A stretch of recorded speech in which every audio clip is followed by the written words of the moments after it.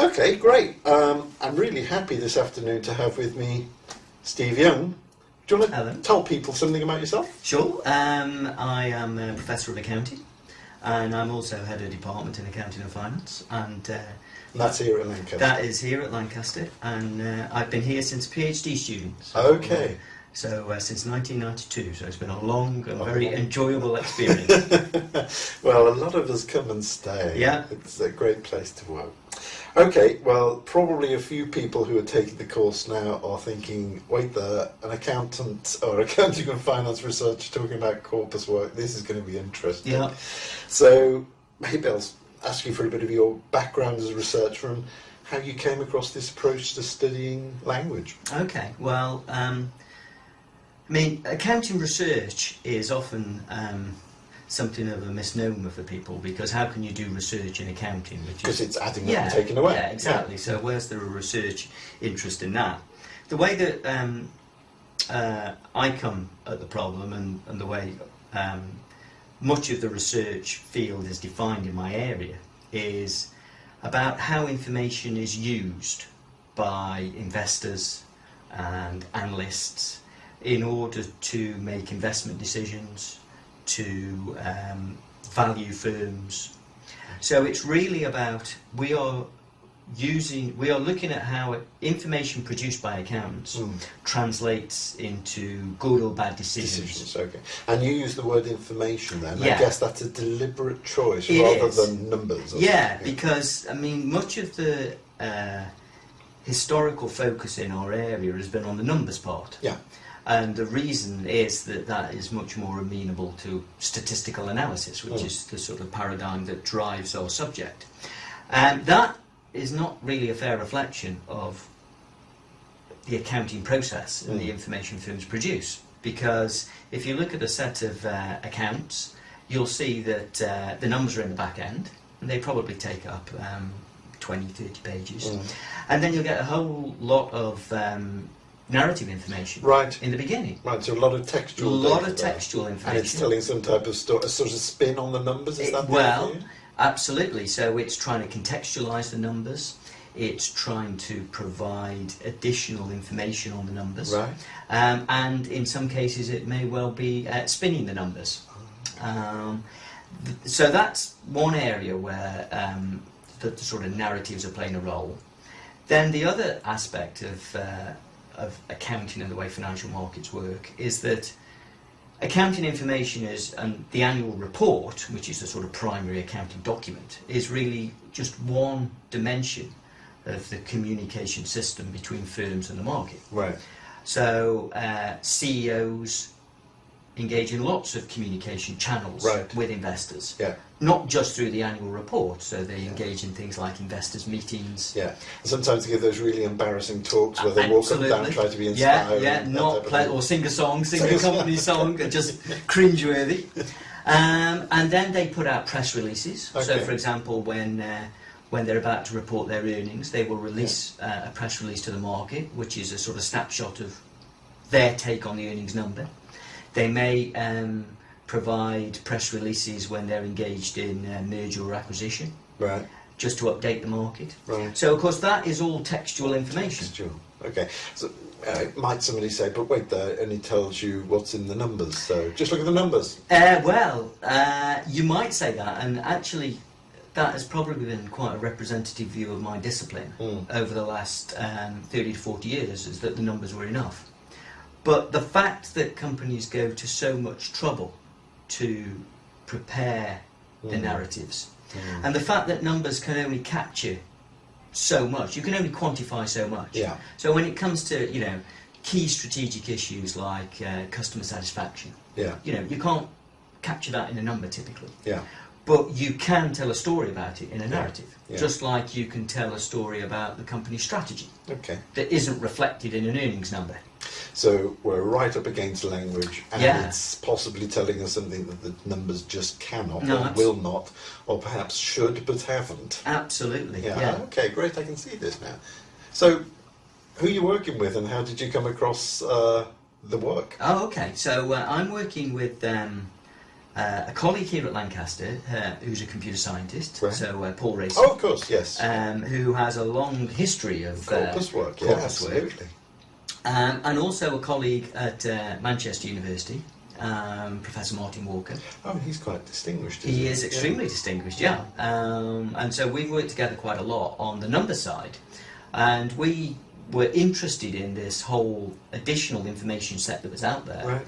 but we had no way of analysing it in a sophisticated manner because we're not linguists and we don't have Right. the computer skills. And either. without the sort of corpus linguistics, it's very difficult to analyse. What you've described is a very large volume of text. Absolutely. Yeah. And so that's been a huge barrier in our discipline, really. How do you get at all Yeah. that data? So what researchers have traditionally done is they've worked on very small samples, Mm. and it's been manual coding. Mm. So you might have a sample of 200 chairman statements Mm. that have been manually Yeah. coded, and that's been informative, and it's sustained quite a significant literature Mm. outside the US. But for a US audience, that sort of research has never really played very well Right. because it's seen as subjective Mm. and it's not so amenable to large-scale statistical analysis. And scale must be an issue as That- well. 2,000 reports and you've looked at 200. That's exactly Yeah. it. So how representative and Yeah. how generalisable are these Yeah. results has always been a big issue. And is the really interesting report the 201st, Precisely. and you've just missed it. Precisely. So that's always been a barrier, really, in our discipline to getting this into the mainstream. Mm. And it's only been in the last, probably the last 3 or 4 years that accounting and finance researchers have started to embrace Mm.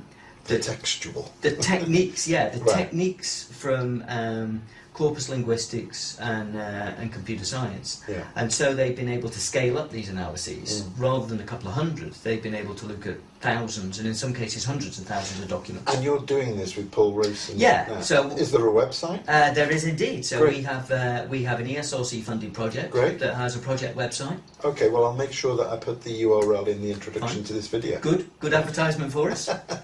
And so our project is really trying to do two key things, really. First of all, it's trying to develop some software Yeah. that will allow researchers who want to analyse narrative reporting in UK annual reports Yeah. to do this sort of thing. So we're developing some software tools that researchers who don't have access to the skills of people like Paul Yeah. will be able to access and compute some sort of standard linguistic metrics, Great. and then start to do their analysis. And can people find out about that on Yep, your project website? Yep, so Great. that's on the project Great. website, and we've got a sort of beta version of the software there already, Right. and that's sort of continuing to develop. You got any preliminary results there? Yeah, well, we've got some interest. I mean, I suppose, Early days. Well, it's early days. Part of the challenge for us has been getting to a stage where we can actually analyse the content of annual reports in a meaningful manner. And one of the barriers has been the fact that these are PDF documents Right. in an unstructured form. Yeah. So when a UK firm presents its annual report, it has pretty much complete discretion on how it presents its narratives. So it can use section headings as Yep. it wishes. It Yep. can make them long or short. Absolutely, it can cut the document up how it sees fit. Yeah. So the initial challenge for us has been how you take an unstructured PDF And structure it. and put some structure on it, or extract some structure. Yeah. And then see similarities and Exactly. structures across. Right. This is really interesting. So the stage we're at now is we think we've got a method for imposing some structure on these unstructured documents. Yeah. So we extract the contents page, we parse the contents page, we use that information to access headings, section headings in the document, and then we use those section headings to organise our analysis. And then you drill into the data. Absolutely. Right. And then once we've got a sort of, you could almost think of it as like an X-ray Yeah. of a firm's annual report, Yeah. then we can start to look at the detail Oh, that's fascinating. within those areas, and then we can start to do comparisons cross-sectionally to Right. see how different firms put different structures on the information. And then how they maybe talk about that particular element of the structure. Absolutely. And then if one's rosy and one's Yeah. not so rosy, it might suggest something about That's right. the So, underlying data. so how they choose to prioritise certain parts of information, the prominence they give it in the annual report. So they're talking more about the future than the past, or Absolutely. the past than the future. Yeah. It might give you a hint or a clue. That's right, and the extent to which the narrative information articulates with the numbers Right? in yeah. the back half. Yeah. Does it You know, marry up? That's it. Yeah. Are they integrated, or are they seemingly, Two different things. telling two different Worrying. stories? Yeah, and that is not unusual. Yeah, oh, right, okay, that's fascinating. Absolutely fascinating. Well, I found that very interesting. We'll be working together on this soon as well, I think. That's absolutely right. So I'll be heading up one of the CAS projects. Yeah, the Centre for Corpus Approach to Social Science that That's we have right. here. Yeah. Which will be looking at governance disclosures that firms make. Right. So in particular, executive remuneration. So Right. there's lots of narrative information about how executives are paid. Yeah, Um, and that can be quite a contentious and issue. again, well, it's such a huge issue Yeah. now, and so hopefully by being able to access this information for a large sample of firms in a much more detailed manner than we've been able to do in the past, it'll give us some unique insights. Well, I'm really looking forward to that, Steve. Super. Thanks for the conversation. Yeah, it's my pleasure. Bye. Thank you.